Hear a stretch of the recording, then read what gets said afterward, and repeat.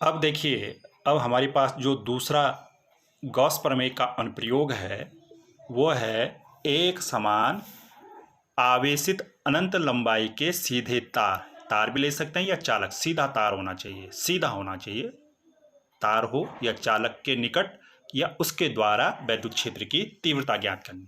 क्या है आपके पास? एक अनंत लंबाई का, कोई भी अनंत लंबाई का, किसी भी लंबाई का, अनंत लंबाई मतलब किसी भी लंबाई का आपके पास एक तार है, एक चालक है, और उसके निकट या उस तार या चालक द्वारा आपने क्या ज्ञात करना है? वैद्युत क्षेत्र की तीव्रता ज्ञात करनी है।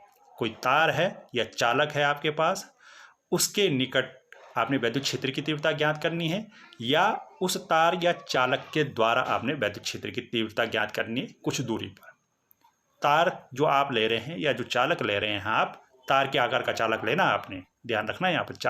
चालक कैसा होगा? तार के आकार का, जैसे तार होता है। और अनंत लंबाई का, यानी किसी भी लंबाई का आप तार ले सकते हैं, पर वो कैसा है? आवेशित है। तो क्या है? किसी आवेशित अनंत लंबाई के सीधे तार या चालक के निकट वैद्युत क्षेत्र की आपने तीव्रता ज्ञात करनी। तो यहाँ पर हम एक तार ले लिया हमने, ये तार दिखाई दे रहा है आपको, ये हरे रंग का जो हमने तार लिया, थोड़ा मोटा हमने यहाँ पर दिखाया दिखाने के लिए। तार आप जानते हैं किस प्रकार का होता है तार, तो उस प्रकार का ये तार है। ये हरे रंग का जो है, ये बाउंड्री, तार की बाउंड्री है, और इस पर कितना आवेश है? ये धनात्मक आवेश है। ये पिंक कलर में आप देख रहे हैं, इस पर, इस तार पर ये आवेशित तार है, अनंत लंबाई का ये आवेशित तार है, ठीक है। और ये कैसा है तार या चालक? धनावेशित है। चालक आप तार के आकार का लेंगे, पतला लेंगे। तो आपने एक तार लिया, ये जहाँ पे ये हरे रंग का दिखाई दे रहा होगा आपको, ये पूरा ये हरे रंग का तार, और इस पर ये धनावेशित है, ये धनावेशित तार है, यानी आवेशित तार है। अब मान लीजिए इस तार के निकट आपने वैद्युत क्षेत्र की तीव्रता ज्ञात करनी है, या इसके द्वारा वैद्युत क्षेत्र की तीव्रता ज्ञात करनी है। तो इस तार से r दूरी पर ये एक बिंदु P है, यहाँ पर एक बिंदु P ले लिया आपने। कितनी दूरी पर है? ये बिंदु P r दूरी पर है। इस तार से r दूरी पर एक बिंदु P। अब देखें, अगर आपके पास होता एक बिंदु, तो उसके चारों ओर आप एक गॉसियन पृष्ठ खींचते हैं। किस आकार का? गोले के आकार का, फुटबॉल के आकार का। किंतु यहाँ पर आपके पास क्या है? एक रेखा है। देखो, एक रेखा है, यहाँ पर तार है, एक रेखा के रूप में है। तो जब एक रेखा के रूप में आपके पास कोई चालक हो और उसका गॉसियन पृष्ठ, आपने उसके चारों ओर गॉसियन पृष्ठ खींचना हो, यानी आवेश आपका किस प्रकार से वितरित है? अगर आपका आवेश एक बिंदु के रूप में वितरित होता तो उसके चारों ओर गोला खींचते, फुटबॉल के आकार का खींचते। किंतु अगर आवेश आपका कैसा वितरित है? यहाँ पर आवेश इस तरह से वितरित है ना, एक रेखा पर वितरित है, एक पूरी रेखा पर। तो अब आप क्या खींचते हैं? तब अगर एक रेखा हो तो आप वहाँ पर खींचते हैं एक बेलन। बेलन आप जानते हैं, इस तरह से होता है बेलन। बेलन क्या करती है आप जानते हैं। इसमें क्या होता है? जो ये गोलाई वाला भाग होता है, ये वाला गोलाई वाला भाग, ये इसका वक्र पृष्ठ कहलाता है, और जो ये दो वृत्ताकार भाग होते हैं ऊपर और नीचे की ओर, वो उसके समतल पृष्ठ कहलाते हैं। तो ऐसे ही हमने यहाँ पर करना है कि ये तार है या चालक है, इससे r दूरी पर एक बिंदु P है, यहाँ पर है ये बिंदु P। तो अब इस बिंदु P से होकर आपने एक गॉसियन पृष्ठ खींचा, ये बेलनाकार आप देख रहे होंगे। ये इसका जो ये नीले रंग का है, ये दो वृत्त हो गए, इसके दो वृत्ताकार भाग हो गए। और जो ये रेड लाइन दिखाई दे रही है आपको, ये रेड लाइन, ये इसकी लंबाई को प्रदर्शित कर रहा है। तो ये बेलन की लंबाई हो गई। तो ये वाला भाग कैसा हो गया? ये वाला भाग बेलन का वक्र पृष्ठ, ये वक्र पृष्ठ होगा। और जो ये वाला भाग है, ऊपर वाला ये वृत्ताकार भाग है, ये समतल पृष्ठ कहलाएगा। वो जो गोलाई वाला भाग है वो वक्र पृष्ठ, कर्व्ड सरफेस, वक्र पृष्ठ को कर्व्ड सरफेस कहते हैं इंग्लिश में। और जो ऊपर गोलाई वाला भाग होता है, गोलाई वाला वृत्ताकार भाग होता है, वृत्ताकार बोलेंगे, गोलाई नहीं, वृत्ताकार भाग, जो ये वृत्ताकार भाग है, ऊपर नीचे दो वृत्ताकार भाग होते हैं बेलन में, उसको कहते हैं प्लेन्ड सरफेस, प्लेन सरफेस, यानी समतल पृष्ठ। तो आपने क्या किया? आपके पास एक तार था, अनंत लंबाई का आवेशित तार था, धनावेशित तार था, एक धनावेशित अनंत लंबाई का तार आपके पास था। उससे r दूरी पर एक बिंदु ये P था आपका। तो आपने इस बिंदु P से होकर ये एक बेलनाकार गॉसियन पृष्ठ खींचा। ये गॉसियन पृष्ठ है, ये बेलनाकार, जो ये बेलन दिखाई दे रहा है आपको बीच में, ये गॉसियन पृष्ठ खींचा आपने, ठीक है।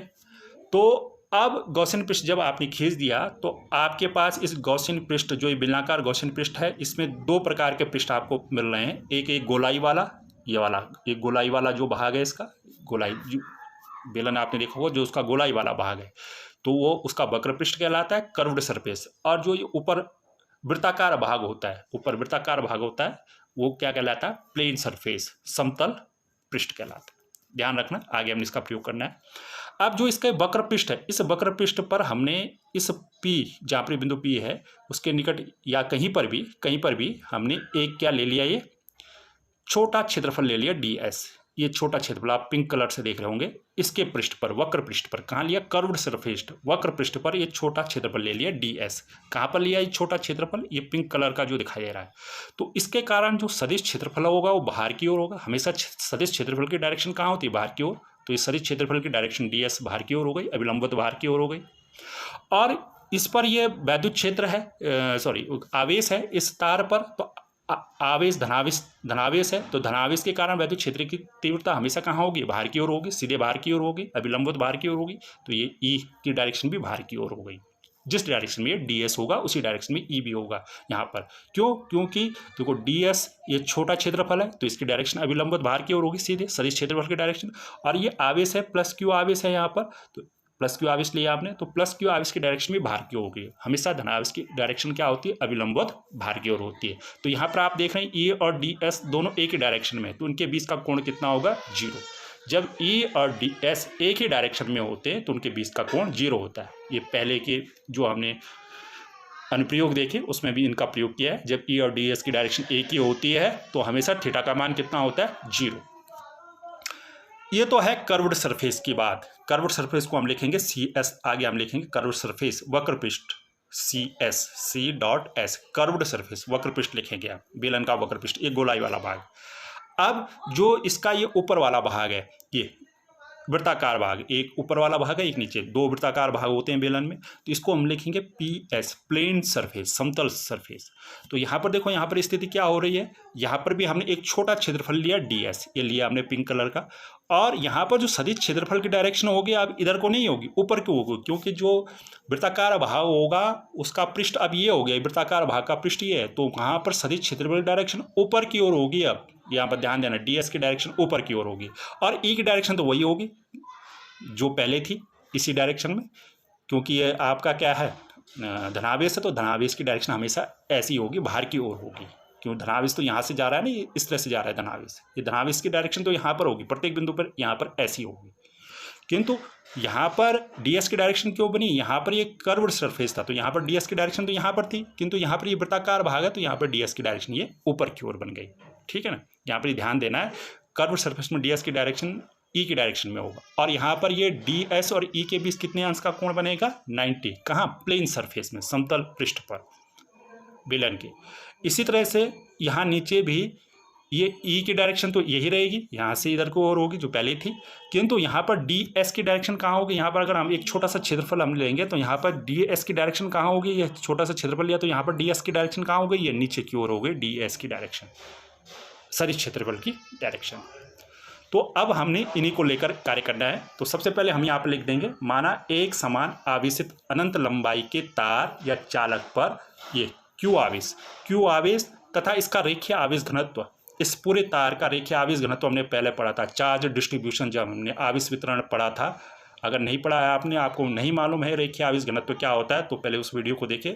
उसमें लैम्डा होता है रेखीय आवेश घनत्व, सिग्मा होता है पृष्ठीय आवेश घनत्व, और रो होता आयतन आवेश घनत्व।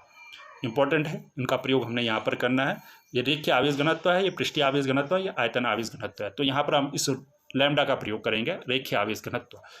तो माना एक समान आवेशित अनंत लंबाई के तार या चालक पर आवेश Q है, और इस पर जो रेखीय आवेश घनत्व है लैम्डा है, इस पूरे तार पर एक समान है, वो एक जैसा ही रहेगा, एक समान आवेश भी और एक समान ये आपका क्या है? रेखीय आवेश घनत्व लैम्डा है इस पूरे तार पर। अब ये बिंदु P लिया, इस तार से r दूरी पर एक बिंदु P है जहां पर हमें विद्युत क्षेत्र की तीव्रता क्या करनी है? ज्ञात करनी है। तो ये लिख दिया हमने, माना बिंदु P पर तार से r दूरी पर है, ये बिंदु P तार से r दूरी पर है जहां पर विद्युत क्षेत्र की तीव्रता ज्ञात करनी है। अब देखिए, हमने ये गॉसियन पृष्ठ खींचा, जो ये बेलन खींचा, ये बेलन आप देख रहे होंगे यहाँ पर, ये बेलन का आकार जो है, इस बेलन के अंदर कितना आवेश है? इस बेलन के अंदर कितना आवेश है? Q आवेश है Q आवेश, कुल आवेश Q है।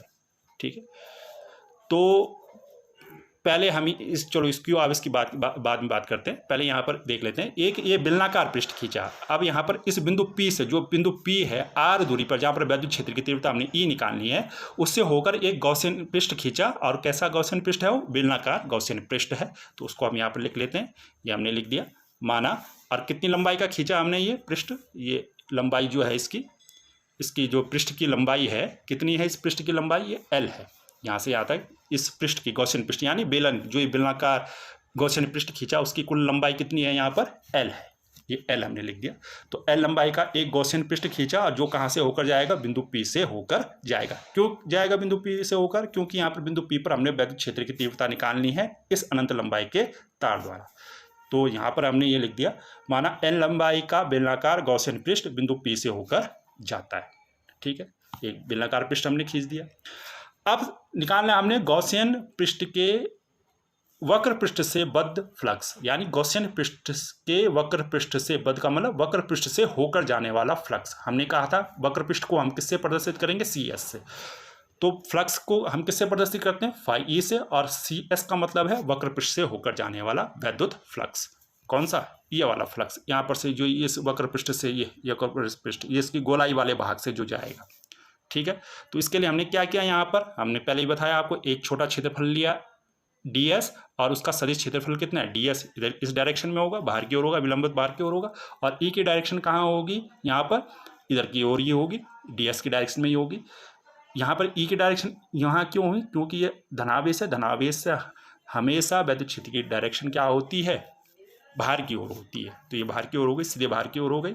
तो यहाँ पर गॉसियन पृष्ठ के वक्र पृष्ठ से बद्ध वैद्युत फ्लक्स कितना हो गया? Phi E। और कर्व्ड सरफेस, जो गोलाई वाला पृष्ठ अभी हमने देखा, तो कितना हो जाएगा? फ्लक्स कितना होता है? ये बार बार हम इसका प्रयोग कर रहे हैं, close integral E vector dot DS vector. तो E DS वेक्टर कितना हो जाएगा? E DS cos theta. तो आगे कितना हो जाएगा? बराबर ये close integral E DS cos theta की जगह कितना हो जाएगा? थीटा का मान कितना हो जाएगा? 0। थीटा का मान 0, ये थीटा की जगह 0 आ जाएगा। तो cos 0 का मान कितना होता है? 1 होता है। cos 0 का मान कितना होता है? cos 0, हम बार बार इसका प्रयोग कर रहे हैं। cos 0 का मान कितना होता है? 1। तो 1 का मान रखेंगे तो यहाँ पर 1 गुणा 1 होगा, तो कितना आ जाएगा? ये क्लोज इंटीग्रल DS ही आ जाएगा। तो सीधे सीधे मैंने यहाँ पर लिख दिया, सीधा लिख दिया यहाँ पर, क्योंकि इसका हम बार बार प्रयोग कर रहे हैं। तो क्लोज इंटीग्रल E DS हो जाएगा। तो यहाँ से E बाहर निकाल लेंगे तो क्लोज इंटीग्रल DS, यहाँ पर ये शेष रह गया। तो फाई E जो ये मान है, ये वाला, ये कितना आ जाएगा? यहाँ पर phi E close integral DS close integral phi E curved surface, CS का मतलब कर्व्ड सरफेस, वक्र पृष्ठ के लिए कितना हो जाएगा? E।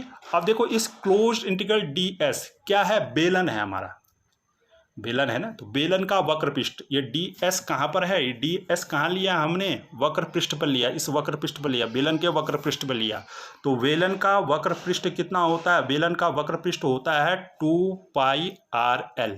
तो ये जो क्लोज इंटीग्रल DS है, ये किसको प्रदर्शित करेगा?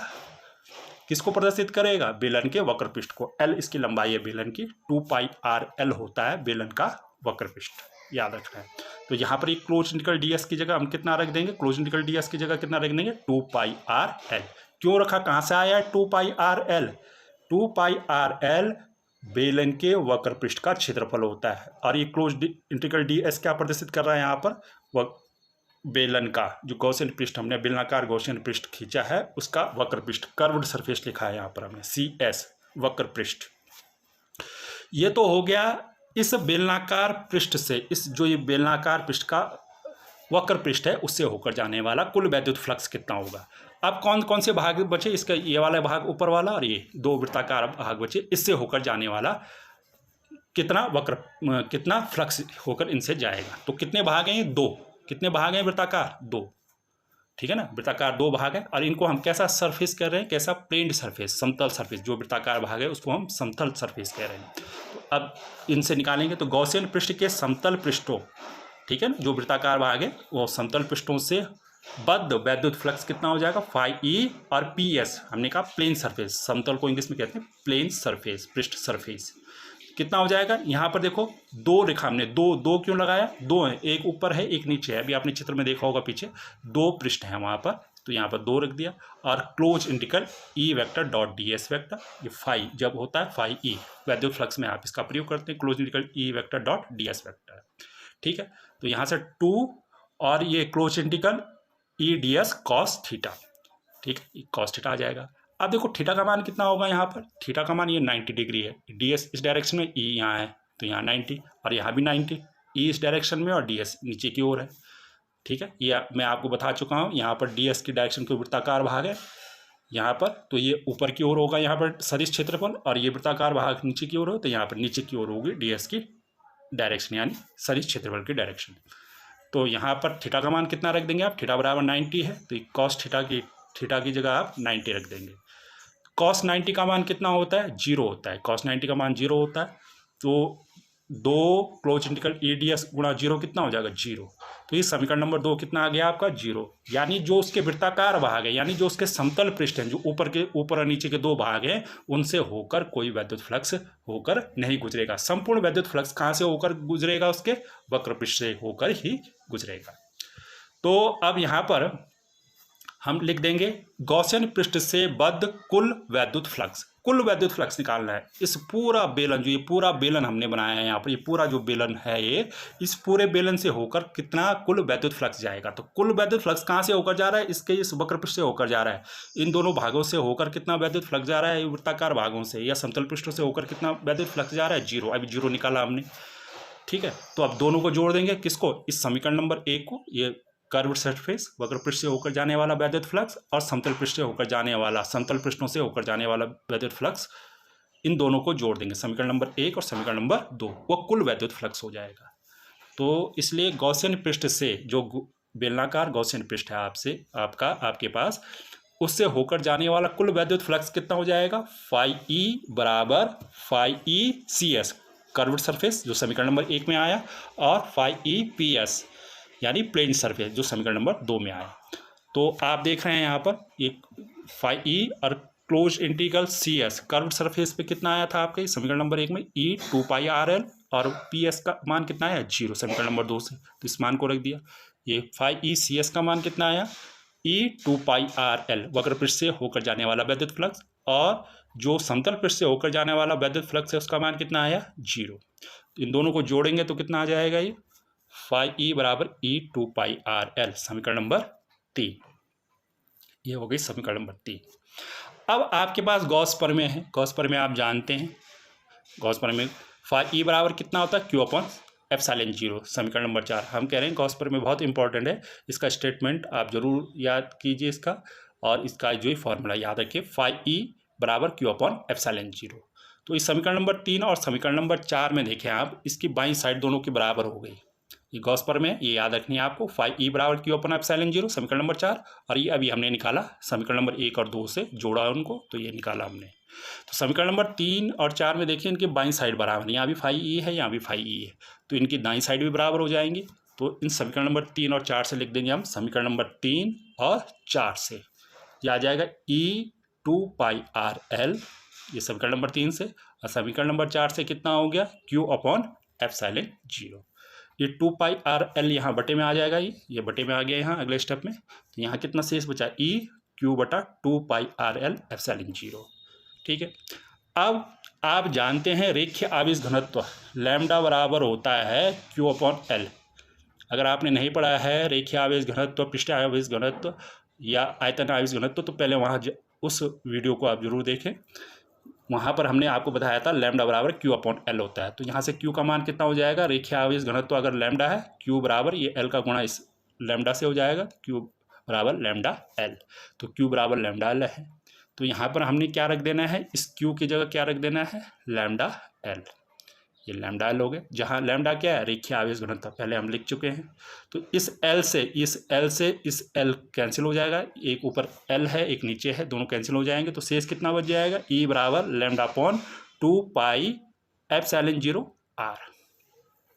तो ये हो गया क्या, जो हमारा ये टॉपिक था, एक समान आवेशित अनंत लंबाई का सीधा तार या सीधा चालक आपके पास है, सीधा तार या चालक अनंत लंबाई का, तो उसके निकट या उसके द्वारा वैद्युत क्षेत्र की तीव्रता कितनी होती है, ये हमने यहाँ पर ज्ञात कर ली। ये समीकरण नंबर 5 हो गई। आप समीकरण नंबर 5 लिख सकते हैं इसको, E बराबर λ/2πε0 r।